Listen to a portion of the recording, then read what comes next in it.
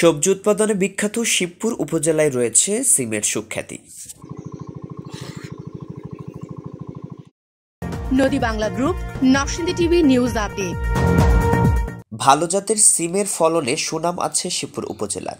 সবজি উৎপাদনে বিখ্যাত নরসিংদীর শিবপুর উপজেলায় বিশাল জায়গা জুড়ে চাষ হয় সিমের। মৌসুমী এই সবজি ক্ষেতের রূপে এক অনন্য পরিবেশ তৈরি হয় শীতের শিবপুরে।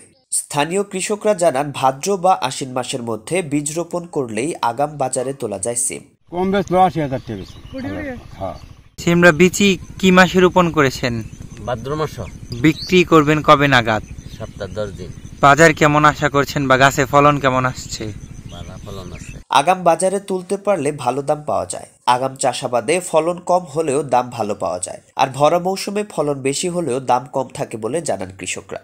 এই এলাকায় টৈঙ্গা ও খৈলা সিমের বেশি চাষ করেন কৃষকরা। তারা জানান, টৈঙ্গা সিমের চেয়ে খৈলা সিমের দাম কেজি প্রতি 10 থেকে 15 টাকা বেশি হয়ে থাকে। কি কি প্রজাতির সিম গাছ রোপণ করেছেন?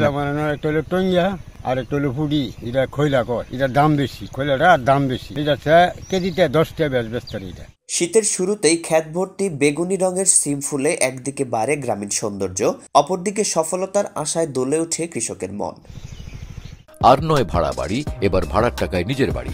নগদ অথবা কিস্তিতে বুকিং দিয়ে আপনিও হতে পারেন একটি ফ্ল্যাটের গর্বিত মালিক। নদী বাংলা গ্রুপ, সঠিক নির্মাণে অঙ্গীকারাবদ্ধ। রিপোর্ট ও চিত্রগ্রহণ আশিস দাস, শিক্ষানবেশ প্রতিনিধি, শিবপুর, নরসিংদী টিভি।